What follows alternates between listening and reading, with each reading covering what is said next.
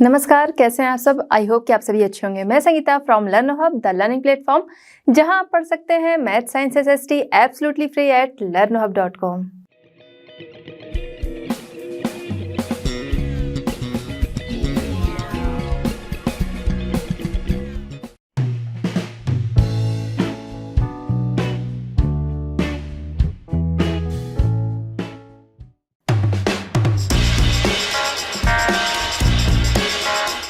चलिए बच्चों, हमारा आज का चैप्टर स्टार्ट करते हैं। क्वेश्चन नंबर 1 है, answer the following questions. Answer करना है। इसमें फर्स्ट है, what is meant by the term industry. ठीक है, टर्म इंडस्ट्री, इससे आप क्या समझते हैं। तो टर्म इंडस्ट्री का नाम आते ही हमें क्या समझ में आता है, कुछ ऐसा स्ट्रक्चर आता है, ठीक है, फैक्ट्रीज वगैरह का जिसमें चिमनी लगी है, धुआं निकल रहा है, ठीक है, ऐसा स्ट्रक्चर आता है। तो टर्म इंडस्ट्री क्या है। टर्म इंडस्ट्री इकोनॉमिक एक्टिविटी है जिसमें क्या होता है, प्रोडक्शन ऑफ गुड्स होता है, एक्सट्रैक्शन ऑफ मिनरल्स एंड साथ ही साथ प्रोविजन ऑफ सर्विसेज है। ठीक है, ये क्या है, ये आपका ये सारी से क्या है, इकोनॉमिक एक्टिविटी होती है ना। जैसे प्रोडक्शन ऑफ गुड्स हो गया, गुड्स जो है उनका प्रोडक्शन हुआ, उन्हें सेल किया गया, इकोनॉमी आई। ठीक, एक्सट्रैक्शन ऑफ मिनरल्स जो है वो निकाले गए, अलग अलग तरीके से वो यूज होते हैं, उससे क्या हो, इकोनॉमी आई। फिर प्रोविजन ऑफ सर्विसेज की व्यवस्था करना, जैसे टूरिज्म वगैरह है कि क्या है, आप कहीं घूमने जा रहे हो तो साथ में क्या है, कुछ पैकेज भी मिल जाता है कि आप वो गाड़ी ले जाएगी, आपको पूरा घुमाएगी, या फिर आप कहीं जाते हो वहाँ से गाइड करते हो, तो ये क्या हो गया, टूरिज्म। ठीक है, टूरिज्म इंडस्ट्री हो गया। इन सब से क्या होता है, इकोनॉमी बनती है। ठीक है, तो ये इकोनॉमिक एक्टिविटी जो है वो है आपकी इंडस्ट्री। ठीक है, समझ में आ गया होगा। तो अब हम समझेंगे कि ये चीज़ें जो हैं, जैसे प्रोडक्शन ऑफ गुड्स है, ठीक है, प्रोडक्शन ऑफ गुड्स में हम जैसे समझ सकते हैं आयरन एंड स्टील इंडस्ट्री, ठीक है, जहाँ पर क्या है, प्रोडक्शन होता है तरह तरह की चीज़ों का। ठीक है, हम जो भी चीज़ें यूज़ करते हैं, मान लीजिए कह सकते हैं बहुत सारी ऐसी चीज़ें वहाँ में मेटल बिल्कुल नहीं दिख रहा है, जैसे खेती मेटल बिल्कुल नहीं दिख रहा है, लेकिन उस खेती को करने में कुछ जो औजार यूज हुए हैं वो क्या है, वो मेटल में ही है। ठीक है, तो ये जो है वो सब कह सकते हैं सभी का बेस है एक तरीके से हर इंडस्ट्री का, कि ये हमारी सबसे मेन इंडस्ट्री है। फिर उसके बाद हम आते हैं एक्सट्रैक्शन ऑफ मिनरल्स, हमने देखा था, तो कोल माइनिंग वगैरह हो गया। ठीक, फिर आगे है टूरिज्म इंडस्ट्री, जो कि आपका है प्रोविजन ऑफ सर्विसेज से रिलेटेड। ठीक, आप समझ गए होंगे कि क्या है टर्म इंडस्ट्री, क्या है टर्म इंडस्ट्री, आपकी इकोनॉमिक एक्टिविटी से रिलेटेड है। ठीक, नेक्स्ट है सेकंड हमारा क्वेश्चन है, which are the main factors which influence the location of an industry. ठीक है, लोकेशन ऑफ एन इंडस्ट्री, इसे कौन से फैक्टर्स जो हैं वो इन्फ्लुएंस करते हैं, कौन से फैक्टर्स इसे प्रभावित करते हैं, या कह सकते हैं कोई भी इंडस्ट्री लगाने के लिए किन किन चीज़ों का ध्यान रखना होता है। तो देखिए, कोई भी इंडस्ट्री लगानी है, हमारे पास बजट होना चाहिए। ठीक है, जब बजट होगा तभी हम कुछ ना कुछ शुरू करना चाहेंगे, तो कैपिटल हो गया। ठीक, अब जो भी इंडस्ट्री लगानी है तो हमें उसके लिए लैंड की भी ज़रूरत होगी। ठीक है, हम प्लानिंग करेंगे, हमें इस चीज़ की इंडस्ट्री लगानी है, कैपिटल हमारे पास होनी चाहिए, फिर उसके बाद लैंड की व्यवस्था होनी चाहिए। अब जो लैंड हमने चूज़ की, वहाँ तक क्या रॉ मटेरियल जो है, जो हम काम शुरू करना चाहते हैं, उसका रॉ मटेरियल आसानी से मिल सकता है। मान लीजिए रॉ मटेरियल आसानी से मिल सकता है उस जगह पे, लेकिन जो आपकी लैंड है उस जगह तक क्या ट्रांसपोर्टेशन उसका सही है कि मटेरियल जो है वो आसानी से पहुँच सके। चलिए, ये सारी चीज़ें हो गई। उसके बाद क्या हुआ कि लेबर्स चाहिए, बहुत ज़रूरत है। ठीक है, बिना उनके काम होगा नहीं। कुछ इंडस्ट्रीज़ में ज़्यादा वर्कर्स की ज़रूरत होती है, कुछ में कम की होती है। तो ऐसी जगह पे इंडस्ट्रीज़ होती है जहाँ पर वर्कर्स जो है वो आसानी से मिल सके। क्यों? क्योंकि इंडस्ट्री लगा रहे फ़ायदे के लिए, तो वर्कर्स आसानी से भी मिल जाए, और जब आसानी से मिल जाएंगे तो यानी वहाँ पर सस्ते भी वर्कर मिलेंगे। उसके अलावा पावर एंड वाटर, ये बहुत ज़रूरी चीज़ है। मतलब इसमें जो भी फैक्टर्स हैं सारे ही बहुत ज़रूरी हैं। ठीक है, पावर देख लिया कि होनी चाहिए, इलेक्ट्रिसिटी होनी चाहिए, वाटर होना चाहिए, वाटर की अवेलेबिलिटी जो है वो सही होनी चाहिए, ये सारा कुछ हो गया। उसके बाद जो गुड्स रेडी हो गया, अब वो गुड्स जो है वो मार्केट में जाएगा। मार्केट के लिए ले जाने के लिए उस जगह का ट्रांसपोर्टेशन क्या सही है, मार्केट में उस चीज़ की डिमांड सही है या नहीं है, ये सारी चीज़ें ध्यान में रखी जाती है। तो ये सारे फैक्टर्स जो हैं वो क्या करते हैं, किसी भी इंडस्ट्रीज़ को लगाने में, किसी भी फैक्ट्री इंडस्ट्रीज़ को इन्फ्लुएंस करते हैं। ठीक है, हो गया transportation, land, power, raw material, labour, capital, market, ये सारे फैक्टर्स हैं जो कि क्या करते हैं, फैक्ट्रीज को इन्फ्लुएंस करते हैं। एक चीज़ हो गया। दूसरी चीज़ कि कई बार हम देखे हैं देखते हैं, ये सारी चीज़ें नहीं मिल रही हैं, तो इनमें से मैक्सिमम चीज़ें जहाँ मिल जाती हैं इंसान वहाँ पर लगा लेता है अपनी चीज़, ठीक है। तो मतलब सारे नहीं मिल रहे हैं, पॉसिबल होता भी नहीं कि सारी चीज़ें बहुत आसानी से मिल जाएं, तो वो नहीं मिल रही, तो इनमें से मैक्सिमम चीज़ें जहाँ मिल सके इंसान वहाँ पर अपनी फैक्ट्रीज वगैरह लगा लेता है। और इसके अलावा अगर देखें तो बहुत सारे पिछड़े इलाके होते हैं जहाँ पर पानी बहुत अच्छी व्यवस्था नहीं है, या फिर रास्ता बहुत अच्छा नहीं है, या फिर कह सकते हैं कि इलेक्ट्रिसिटी वहाँ बहुत अच्छी नहीं है, लेकिन फिर भी क्या होता है वहाँ पर भी इंडस्ट्रीज लगती हैं। क्यों लगती हैं? क्योंकि वहाँ पर गवर्नमेंट जो होती है वो उनको सपोर्ट करती है, उन्हें सब्सिडी देती है, ट्रांसपोर्टेशन उनके लिए सस्ता रहता है, ये सारी चीज़ें। क्यों ऐसा होता है कि ये सारी चीज़ें वहाँ पर नहीं है, बहुत पिछड़ा हुआ इलाका है, बैकवर्ड एरिया है, फिर भी वहाँ पर क्या है, गवर्नमेंट जो है वो सपोर्ट कर रही है। वो क्यों सपोर्ट करती है? क्योंकि केवल एक एरिया की प्रोग्रेस नहीं करनी है ना, हर जगह की प्रोग्रेस करनी है। तो जहाँ पर इंडस्ट्री लग जाएगी तो वहाँ पर प्रोग्रेस जो है वो धीरे धीरे अपने आप होने लगेगी, क्योंकि वहाँ पर लोग जो है वो काम करने जाएंगे तो उनकी लाइफ में क्या होगा, सुधार होगा। अब वहाँ पर क्या है, इंडस्ट्री लग गई, लोग जो है वो धीरे धीरे बस रहे हैं, तो बाकी सुविधाएं फैसिलिटीज़ जो है वो भी अपने आप आने लगेंगी, ठीक है। तो इसीलिए बहुत सारे बैकवर्ड इलाके जो होते हैं, एरिया होते हैं, वहाँ भी इंडस्ट्रीज होती हैं, क्योंकि वहाँ पर गवर्नमेंट का भी सपोर्ट होता है। तो जिनका बजट अगर कम है तो वो उन जगहों पे भी इंडस्ट्री लगाता है, फिर धीरे धीरे क्या होता है, लोग वहाँ पर बस जाते हैं और चीज़ों की फैसिलिटी बढ़ती जाती है, ठीक है।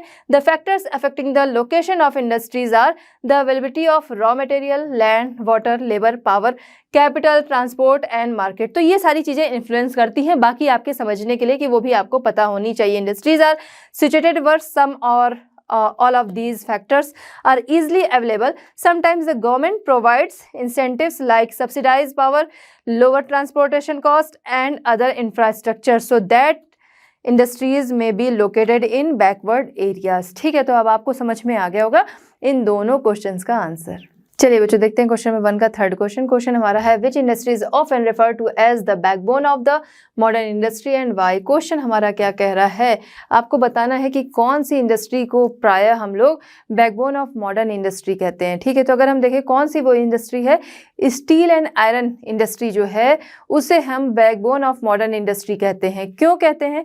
कि ऑलमोस्ट हमारी ज़रूरत की जो भी चीज़ें हैं वो इसी से बनी हुई होती हैं, ठीक है। अगर हम देखें, आप कह सकते हो कि ड्रेस आपने जो पहन रखी है, टी शर्ट आपने पहन रखी है, इसमें कहीं भी आयरन स्टील का यूज़ नहीं हुआ, बट इसके क्या है, बनने में हुआ है, ठीक है। इसका बेस अगर हम पीछे की तरफ से देखेंगे तो क्या होगा कि हमें पता चलेगा कि ये जब इसकी सिलाई हुई है, चाहे वो हाथ से सिलाई होगी और चाहे वो मशीन से होगी, इनका यूज़ हुआ है। साथ ही साथ अगर हम देखें इसके जो धागे हैं उनको बनाने में, ठीक है, डायरेक्ट कपड़ा तो मिल नहीं जाता, उसे तो धागों से बुना जाता है, बनाया जाता है, तो उसमें भी क्या है, मशीनों का यूज़ हुआ होता है, उसमें भी क्या है, इनका यूज़ हुआ होता है metal and iron and steel का, ठीक है। तो इसी वजह से इसे बैकबोन ऑफ मॉडर्न इंडस्ट्री कहा जाता है, क्योंकि ऑलमोस्ट हर जगह पे हमें इसका यूज़ दिखता है। जैसे अगर हम फसल भी देखें, फसल उगाने के जो टूल्स वगैरह होते हैं, ठीक है, फसल तो आपने, ठीक है, सीड डाला, पानी डाला, आगे कर रहे हैं, लेकिन पानी भी डाल रहे हैं तो वहाँ पर, या फिर सीड डालने के लिए हमने खेत को तैयार किया, उन सारी जगह कहीं ना कहीं हम देखें तो इनका यूज़ हुआ, इस वजह से इसे बैकबोन ऑफ मॉडर्न इंडस्ट्री कहा जाता है। तो iron and steel industries is often called the backbone of modern industry because almost everything we use as either made of iron or steel or has been made with tools and machinery of these metals, ठीक है। distinguish between the following, यहाँ पर क्या करना है, आपको distinguish करना है, ठीक।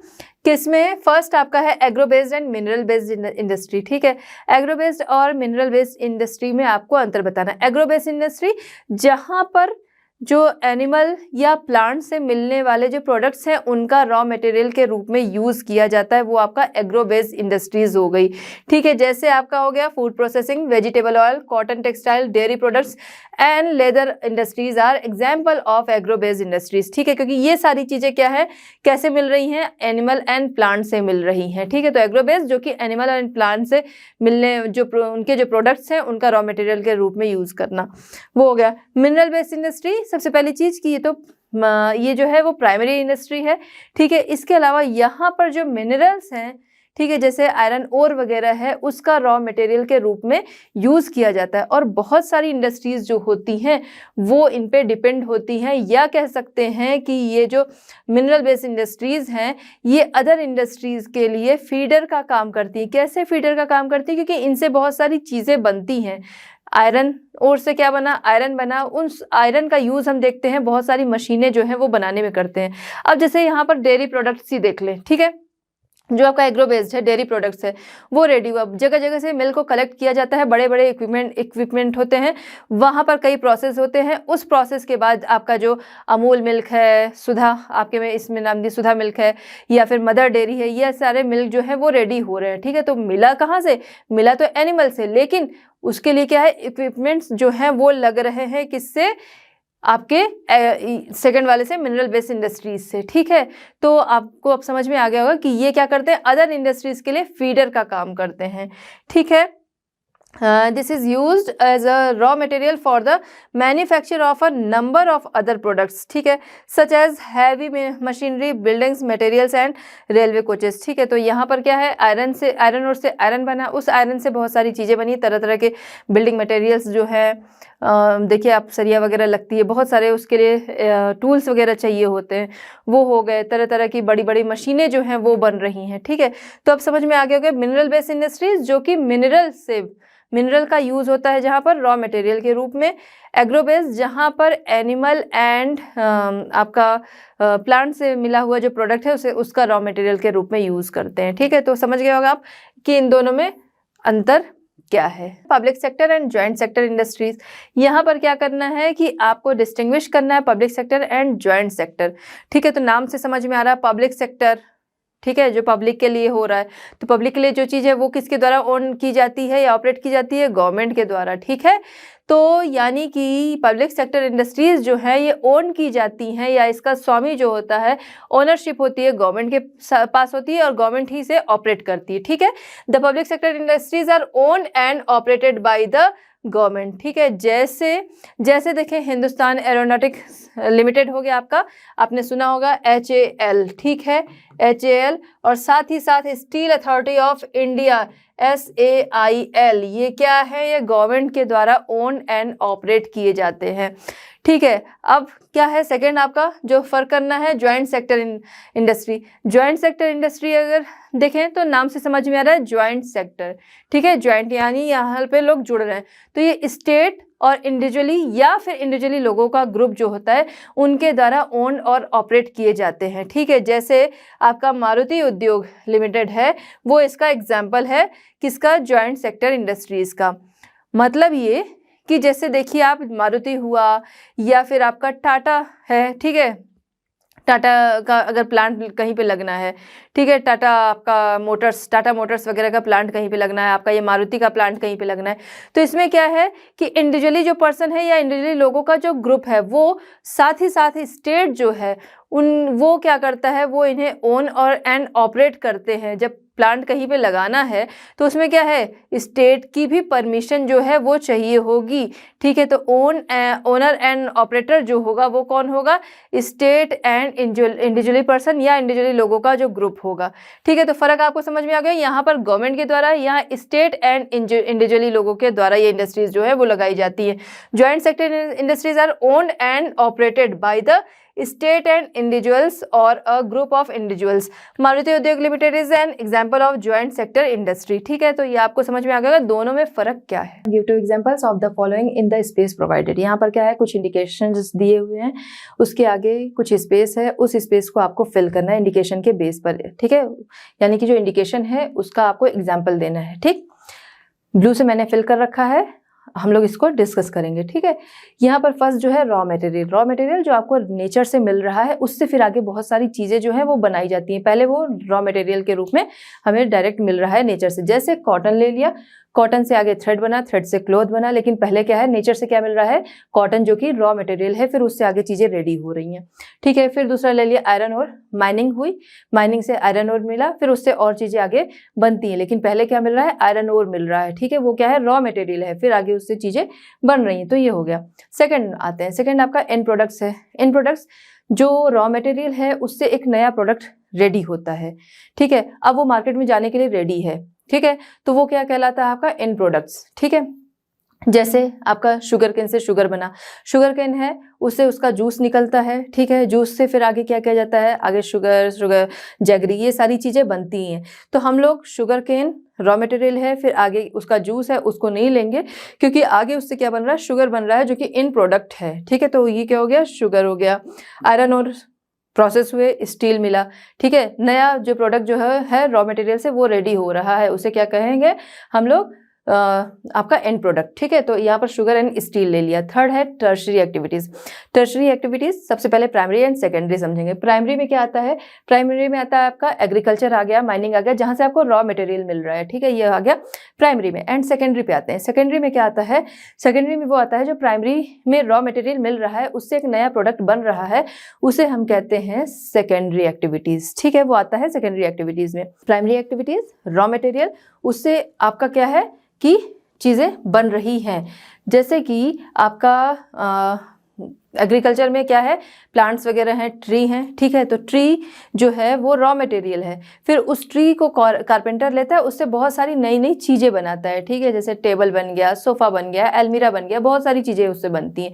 तो ये क्या आता है आपका सेकेंडरी एक्टिविटीज़ में, रॉ मटेरियल से नया प्रोडक्ट बन रहा है, वो क्या है, सेकेंडरी एक्टिविटीज़, ठीक है। अब प्राइमरी एंड सेकेंडरी जो है वो पूरी तरह से डिपेंड होती हैं टर्शरी पे। और एक चीज़ और कि ये तीनों जो है एक दूसरे से कनेक्टेड होती हैं, और क्योंकि हमने देखा यहाँ पे रॉ मटेरियल है, उस रॉ मटेरियल से सेकेंडरी में चीज़ें बन रही हैं, ठीक है। लेकिन टर्शरी क्या करता है, दोनों को सर्विस प्रोवाइड करने का काम करता है, ठीक है। प्राइमरी एंड सेकेंडरी दोनों को सर्विस प्रोवाइड करने का काम करता है कौन सा, टर्शरी, जिसे कि मतलब थर्ड मैंने प्राइमरी सेकेंडरी एंड टर्शरी इस तरह से फर्स्ट सेकेंड थर्ड से मैं शो कर रही हूँ यहाँ पे।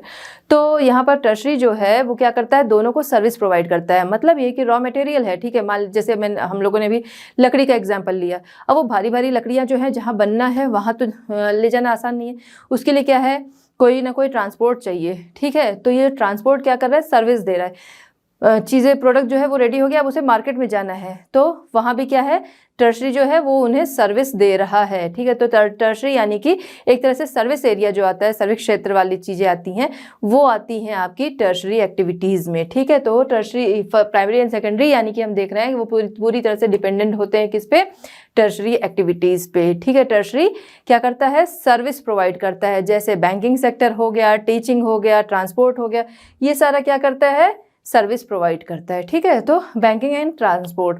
फिर हम लेते हैं फोर्थ क्या है, agro based industries. Agro based जो कि नेचर से मिल रहा है, जैसे कि प्लांट से जो चीज़ें मिल रही है, एनिमल से मिल रही हैं, वो आपका एग्रो बेस्ड आता है, ठीक है। प्लांट एंड एनिमल से मिलने वाले जो प्रोडक्ट्स हैं वो जहाँ पर रेडी हो रहे हैं जिन इंडस्ट्रीज में, उसे हम कहते हैं एग्रो बेस्ड इंडस्ट्रीज, ठीक है। जैसे आपका क्या आता है, शुगर आता है, कॉटन आता है, ये दोनों क्या है, प्लांट से मिल रहे हैं। लेदर हो गया, एनिमल से मिल रहा है, ठीक है। तो ये सारा किस में आता है, एग्रो बेस्ड, जो कि प्लांट और एनिमल से मिल रहे हैं। फिफ्थ क्या है, कॉटेज इंडस्ट्रीज। कॉटेज इंडस्ट्रीज जो कि एक तो छोटे छोटे इंडस्ट्रीज होती हैं, ठीक है, छोटे उद्योग जो हैं वो इसमें, जिसे कि हम कुटीर उद्योग कहते हैं, कॉटेज इंडस्ट्रीज, कुटीर उद्योग। तो इसमें क्या होता है कि कोई पर्टिकुलर कोई पर्सन या फिर आसपास के कुछ लोग जो होते हैं वो मिल के एक साथ कोई छोटा मोटा काम करते हैं, जिसमें कि लोग जो है हाथों से काम किया करते हैं, वो आपका कॉटेज इंडस्ट्रीज़ में आता है। जैसे बास्केट वीविंग हो गया, पॉटरी हो गया, ये सारा किस में आपका आता है, कॉटेज इंडस्ट्रीज़, इसमें हाथों से देखिए काम किया जाता है, ठीक है। फिर आता है कोऑपरेटिव्स। कोऑपरेटिव्स क्या है, कोऑपरेटिव्स कुछ लोग जो हैं वो अपने प्रॉफिट के लिए काम करते हैं, वो तो सभी करते हैं, ठीक है। लेकिन इसमें क्या है, कुछ लोगों का एसोसिएशन होता है, उसमें कई अलग अलग लोग जो हैं अपने हाथ में अलग अलग काम लेते हैं, उनका एसोसिएशन होता है, और वो क्या करते हैं कि कोई काम इस तरह से करते हैं, जैसे जो लोग दूध मिल्क जो है वो प्रोड्यूस कर रहे हैं जहाँ से, ठीक है, तो वो क्या कर रहे हैं, डायरेक्ट मार्केट में नहीं ले जा रहे हैं, कोई डेयरी है वहाँ पर वो ले जा रहे हैं, डेयरी पे कई सारे प्रोसेस हो रहे हैं। फिर जैसे आप देखते होंगे, आपका अमूल मिल्क है, मदर डेयरी है, ठीक है, आपकी बुक में भी 2 दिए हुए हैं, Anand milk union limited and Sudha dairy, ये दिए हुए हैं। तो ये सारे किस में आते हैं, कोऑपरेटिव्स में आते हैं ना, जैसे मिल्क इंडस्ट्रीज में वगैरह जो है। तो इसमें क्या है कि लोग एक साथ एसोसिएट होके फिर काम कर रहे हैं, ठीक है। तो कोऑपरेटिव्स हो गया, Anand milk union limited and Sudha dairy, ये आपका कोऑपरेटिव्स में हो गया आता है, ठीक है। तो आई थिंक कि इसके सारे एग्जाम्पल जो हैं वो आपको समझ में आ गए होंगे। कोई भी 2 एग्जाम्पल आप इसमें दे सकते हैं। तो बच्चों, क्लास 8 इंडस्ट्रीज एनसीईआरटी सॉल्यूशंस इस चैप्टर के कंप्लीट होते हैं। मिलते हैं next chapter and next solutions के साथ at Learno Hub. Learno Hub free है पर बेस्ट है।